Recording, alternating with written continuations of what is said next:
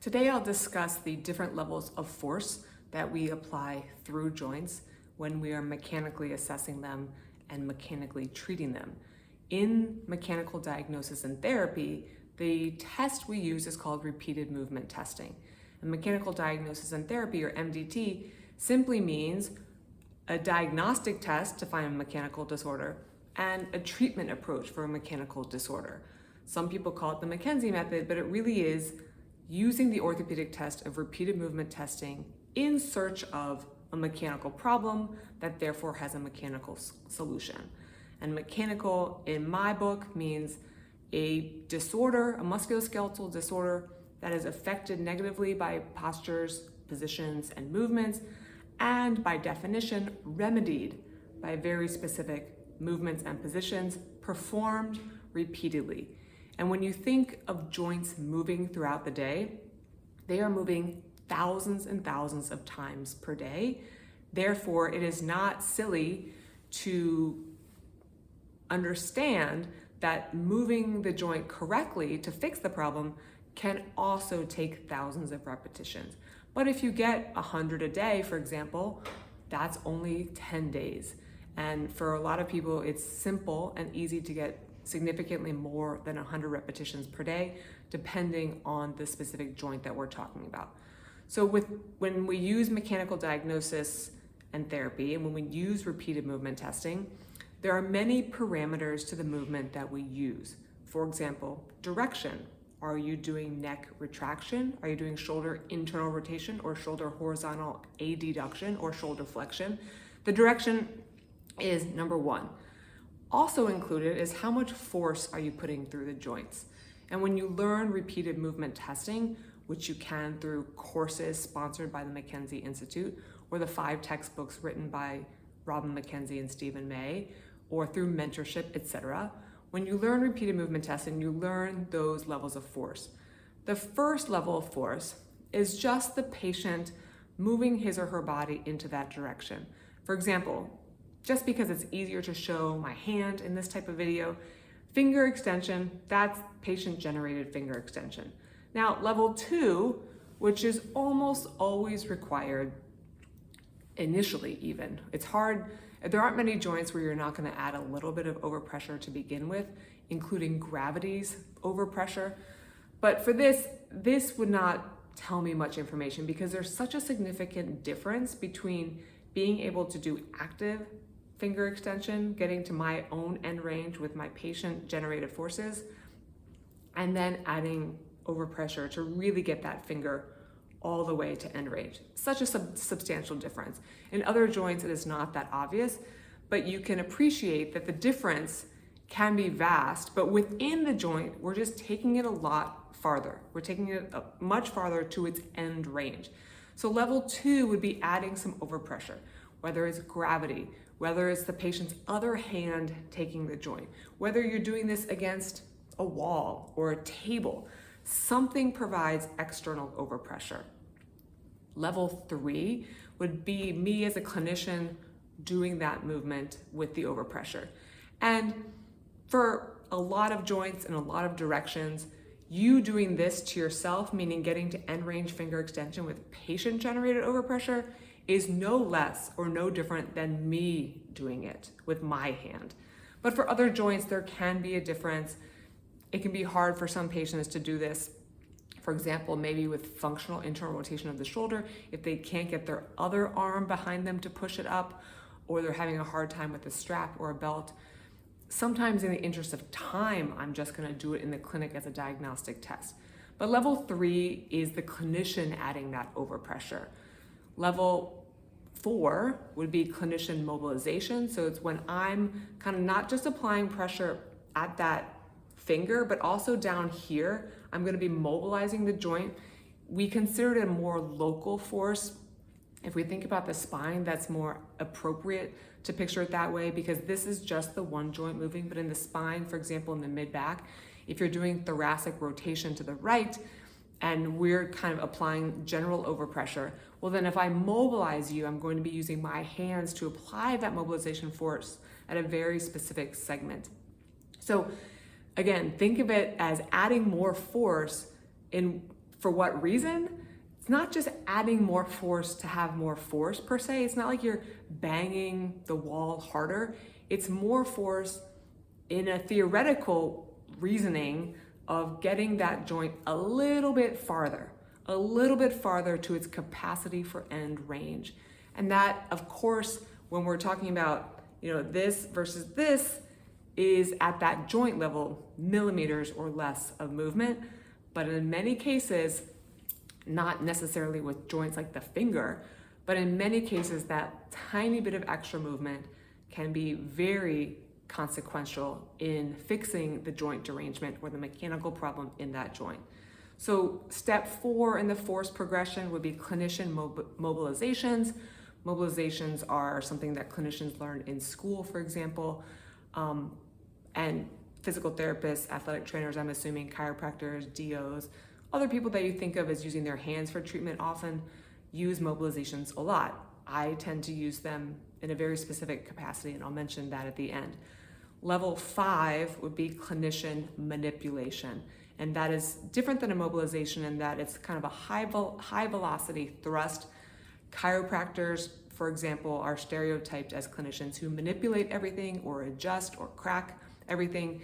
Manipulation is not just within the domain of chiropractic care, however. Physical therapists, DOs, I'm assuming athletic trainers, lots of different clinicians, professions learn how to manipulate joints. I don't typically use it. I can't remember the last time I manipulated someone. It was probably thoracic spine into extension, because the thoracic spine is created for rigidity, and sometimes that 5th level of extra force is necessitated. But like I said, I can't remember the last time I manipulated a joint. Now, I mentioned the reason you do add force, right? It's because you need it to get the joint farther into end range to either diagnose that there's a mechanical joint disorder and or fix the mechanical disorder. But the reason you wouldn't add too much force or more force is because it will be too much for the joint to handle. And I've seen a lot when people talk about kind of where to begin with patients is maybe it's not the exact wording, but kind of like the irritability index or the vulnerability of the particular patient. And that is something that is clinically relevant, and it's something that we gain with clinical experience. You can have a rubric, right? I'm gonna go through these 5 levels of force one by one, and this is how long I'm gonna do step 1, this is how long I'm gonna do step 2, etc. But that is not as efficient as kind of getting the most force you can safely the fastest. And this, I think, is, gets better with clinical experience, but it still is a tricky point. I mean, like I've said before, there's not a blaring sign on your forehead telling me how much force your hip can take into internal rotation. There's not. I have to gauge the entire patient picture. Like, how much force can this take? The trade-off is this. I don't apply enough force. There's no outcome. There's no change in the patient's symptoms or signs, and the patient is frustrated. Versus, I apply too much force. The patient feels temporarily worse, and the patient is frustrated. So walking that line gets easier the more thousands of patients you see, but it is still a hard line to navigate. If you want to err on the side of caution, you risk people not changing. If you want to err on the side of more force, you risk people getting worse. I've spoken a lot about this with colleagues, not this particular theme, but just like, who is the easiest patient to treat? And it's not a diagnosis, it's not a body part, it's not an age group, it's not a gender. The easiest person to treat is the person who either consciously verbalizes this or subconsciously is saying, I'm willing to take some risk with movement testing and movement as treatment because I have some confidence in what we're doing and I want to get better as quickly as possible. And I will do what the clinician instructs me to do. And that patient, does that guarantee a successful outcome in terms of treatment strategies? No, because not every person that walks into a clinician's door is walking into the clinician's room of the clinician who has the specific treatment for that specific patient. The clinician's job at the end of the day is to best diagnose the problem in my opinion. And by patient selection of the person who's coming to you, you should be able to help the majority of people. But if everyone coming through my door had a broken bone, I would not be a good clinician, quote unquote, because I cannot heal broken bones. Time heals broken bones, and plates and screws heal broken bones. But as a clinician, I need to be able to help people by helping them understand their problem, and understanding their problem means basically knowing what the diagnosis is. So that's the kind of patient that we want. If the patient says to me, I'm really, really, really scared, I don't want to do this movement, is it going to hurt, kind of gives nonverbal language and verbally says they're scared, afraid of more pain, then I will obviously go more slowly and apply less force. But again, the risk there is no change. And I've seen that several times where I've had people, I remember one gentleman, he asked me 3 times during the evaluation, is this going to hurt? Is this going to hurt? Is this going to hurt? At 3 different parts. So for his lumbar disorder, I was just mechanically testing lumbar prone on elbows, which is a mid-range force. It is not even taking the joints close to end range. I had him get on his floor, on his elbows, every couple hours for 2 days. He decided he didn't want to do it, and he decided to get another injection because he wasn't changing after 2 visits. That's the risk. I want patients to assume some risk that is in a controlled environment, meaning if you start to feel this peripheralizing, stop. If you start to feel X, stop. Let me know. I am reachable between appointments. Let me know, and we will do our best to get back on track. But there is an inherent risk in any medical treatment or test. Movement holds a lot less risk than the other ones, but movement for musculoskeletal or movement system disorders is also the most indicated type of treatment and testing in the majority of musculoskeletal complaints versus imaging testing or injection testing or treatment or pill treatments. So the force paradigm or the force kind of spectrum, the clinician has to decide where to start with that force. You're typically starting at level 1 or 2 and then deciding as a clinician how to ramp it up. We're going to be ramping up the force if there's no change. Obviously, we would never ramp up the force if the presentation is getting worse. And sometimes with the right patient, I'm ramping up the force if they're getting a bit better. Because if it's me and as a patient and I know I'm getting better slowly, let's say 10% per day, but if I added more force, I could get better safely at 20% per day, well then I want to add that extra force. Now, you could say there's no guarantee going from 10% to 20%. Of course, there is no guarantee. There's that risk. But if adding more force plateaus or worsens the presentation, we've also gotten our answer sooner. So this goes back to what is testing, what is treatment. In this type of assessment process, this type of treatment philosophy, it is kind of a moving scale. What is testing, what is treatment? It is not like other facets of musculoskeletal kind of approaches. If we're doing neck retraction extension as a test and signs and symptoms consistently improve over each day, then it's safe to say now that is the treatment.